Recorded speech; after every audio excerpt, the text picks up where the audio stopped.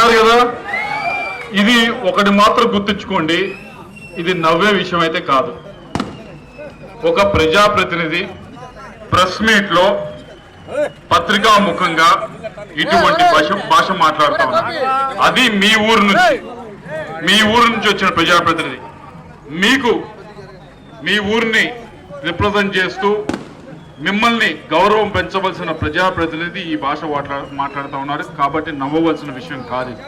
దీని గురించి మే 13వ తారీఖున మీరు ఓటు రూపంలో మీ పిల్లల చెవులే మూసారు కదా. మీరు ఆవిడైతే నోటికి చెయ్యి అడ్డు పెట్టుకుంది వెళ్ళలేక. ఇలా మాట్లాడాడు ఈ మనిషిని. ఇటువంటి భాష మాట్లాడే ఎమ్మెల్యేని మనం ఏం చేయాలి? ఏం చేయాలి? అది ఎందుకు చెప్తా ఉన్నానంటే, ఈ వ్యక్తి మాట్లాడుతూ ఉన్నాడు, నా కుటుంబం గురించి మాట్లాడతారా అని అంటా ఉన్నాడు. ఆయన కుటుంబం గురించి ఎవరు మాట్లాడరు. కానీ మీకు ఒకటి చెప్తా, ఒక 3 సంవత్సరాల క్రితం జరిగిన సంఘటన. ఈయన ప్రెస్ మీట్ పెట్టి జీవి ఆంజనేయ గారి గురించి, వారి కుటుంబం గురించి ఇష్టానుసారం మాట్లాడుతూ ఉంటే, అటువైపు నుంచి కూడా దానికి సమాధానం చెప్తూ వారు కూడా మాట్లాడుతూ ఉంటే నేను వెళ్ళాను. ఒకరోజు వెళ్ళి, ఇది ఆయన కావాలంటే అడగండి, మీరు ఎవరైనా అడగండి. ఇది అబద్ధం అయితే నేను ఎక్కడికైనా వచ్చి తలదించుకుంటా. ఇది అడగండి ఆయన. నేను ఆయన దగ్గరికి వెళ్ళి అన్నా బ్రహ్మనాయుడు, మీరు పెద్దవారు, అటువైపు ఉన్నవారు కూడా పెద్దవారు, జీవి ఆంజనేయ గారు. దయచేసి ఇటువంటి భాష మీ కుటుంబాల గురించి మాట్లాడటం బాగాలేదన్నా. కావాలంటే నువ్వు ఈ పని చేసావు, ఆయన పని చేయలేదని మాట్లాడు, అది మంచిది. కానీ ఇది పద్ధతి కాదు, ఇది చండాలంగా ఉంది, చూడటానికి కూడా వినటానికి కూడా చాలా బాగాలేదు అని నేను చెప్పాను. చెప్తే ఏం చేశాడు తెలుసా? ఏదో ఆ రోజు కుటుంబాల గురించి ఇలా మాట్లాడుతుంటే నేను వెళ్ళి చెప్పిన వాడిని ఇది బాగాలేదని. ఆయన ఏం చేశాడు తెలుసా? ఆయన వెళ్ళి సీఎం ఆఫీస్కి వెళ్ళి నా మీద కంప్లైంట్ చేశాడు. నేను పోరాటం చేస్తుంటే వీరోచితంగా కృష్ణదేవరాయలు వచ్చి నన్ను పోరాటం చెయ్యొద్దు అని అంటున్నాడు అని చెప్పి కంప్లైంట్ చేసి వచ్చాడు నా మీద. చేశాడో చేయలేదో అని ఆయన గుండె మీద చేసుకొని చెప్పానండి. ఆయన వెళ్ళి చేసి వచ్చాడు. అటువంటి వ్యక్తి ఈరోజు మమ్మల్ని కుటుంబాల గురించి మాట్లాడుతున్నారు, ఇంకోటి మాట్లాడుతున్నారు, ఇప్పుడు పేద పలుకులు పలుకుతా ఉన్నాడు. అటువంటి పలుకులు పలుకుతా ఉన్నాడు.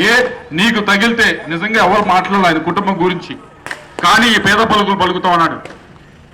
నువ్వు అంటే మాత్రం ప్రతి ఒక్కరిని ఏది పడితే నోటికి ఏది వస్తే అది మాట్లాడటం. ఎదురువారు నువ్వు సమాధానం చెప్పాల్సి వచ్చినప్పుడు ప్రశ్నలు వేస్తే మాత్రం మళ్ళీ ఎదురు దాడి చేయటం ఇలాంటి బూతులతో. ఇటువంటి వ్యక్తి మనకు అవసరమా? ఇటువంటి వ్యక్తి అవసరం లేదని చెప్పి టీడీపీ అభిమానులు కార్యకర్తలు వద్దంటున్నారు, సామాన్య జనం వద్దంటున్నారు. చిత్రమైన విషయం ఏంటో తెలుసా? వైఎస్ఆర్సీపీలో ఉన్న నాయకులు కార్యకర్తలు కూడా వద్దంటున్నారు. ఎందుకు అంటే ఆయన దగ్గరికి వెళ్తే వారు కూడా ఇలాంటి బూటు పర్రానే వినాల్సి వస్తా ఉంది. ఆయన దగ్గరికి వెళ్తే కనీసం కూర్చోబెట్టడు, నుంచోబెట్టి మాట్లాడతాడు. అహంకారంతో ఈయన కొట్టుకుంటున్నాడు అని చెప్పి వాళ్ళు అంటా ఉన్నారు. ఎవరినైనా క్షమించొచ్చు. ఇటువంటి వ్యక్తిని, ఇంత అహంకారంతో, డబ్బుందని అహంకారంతో కొట్టుకుంటున్న మనిషిని క్షమించొచ్చా? డబ్బు ఉంది కదా అని చెప్పి ఎవడి పడితే వాడిని ఏది పడితే అది మాట్లాడడం క్షమించొచ్చా? నిజంగా మన ఇంట్లో ఇలా మాట్లాడితే ఏం చేస్తాం? అవునా? దయచేసి మే 13వ తారీఖు అదే విధంగా ఓటుతో గట్టి దెబ్బ కొట్టండి. మే 13వ తారీఖు. పోయినసారి వేల్పూర్లో ఈ గ్రామంలో ఆయనకంటే నాకు ఎక్కువ మెజారిటీ వచ్చింది. సొంత గ్రామం అయింది. ఆయన గ్రామంలో ఆయనకంటే నాకు ఎక్కువ ఓట్లు వేసినందుకు మీ అందరికీ కూడా ధన్యవాదాలు. నేనేదో ఇది అహంకారంతో మాట్లాడలేదు, ప్రజలకి ఉన్న విఘ్నత గురించి గుర్తు చేయడానికి మాట్లాడుతా ఉన్నా. ఎవరికి ఓట్లు వేయాలి, ఎలా ఓట్లు వేయాలి, సొంతూరు మనిషా, సొంత కులం మనిషా, సొంత వాడ, ఇవన్నీ చూడరు. వేయాలనుకున్నప్పుడు పార్టీలు దాటి, కులం దాటి ఈ ప్రాంతంలో ఓటేస్తారు. అదే విధంగా ఈసారి కూడా కేవలం టీడీపీ నాయకులు కార్యకర్తలే కాదు, ఊర్లో ప్రతి ఒక్కరిని కూడా వెళ్ళి అడగండి, ఇట్లా మాట్లాడుతున్న వ్యక్తికి మనం ఓటేయాలా అని చెప్పి. తప్పకుండా చెప్తారు వాళ్ళు. ముందుగా మహిళలు వెళ్ళి అడగండి. ఇలా ప్రెస్ మీట్లోనే మాట్లాడుతున్నా అంటే కార్యకర్తలతో కానీ నాయకులతో కానీ సామాన్య జనంతో కానీ ఎలా మాట్లాడతారో ఒకసారి ఆలోచించండి. కాబట్టి ఈసారి విఘ్నతతో ఓటేయండి. మే 13వ తారీఖున ఓటు అనే దాంతో లాగి పెట్టి కొట్టాలని చెప్పి మీ అందరిని కూడా కోరుతా ఉన్నా. దానికి మామూలుగా అయితే ఏదో మండల హెడ్ క్వార్టర్స్ లో పెట్టచ్చు, కానీ జీవి అంజయ్ గారిని అడిగా నేను ఎట్టి పరిస్థితుల్లో వేల్పూర్ వెళ్ళాలి, వాళ్ళు ఊరికి వెళ్ళి మరీ చెప్పాలని చెప్పాను. అందుకే ఊరికి వచ్చి మరీ చెప్తా ఉన్నా.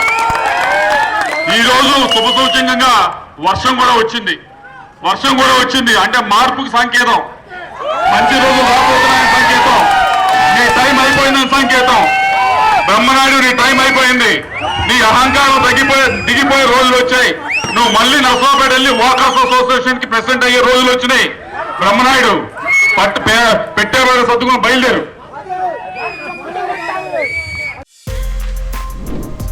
For more videos like this, subscribe Big TV channel.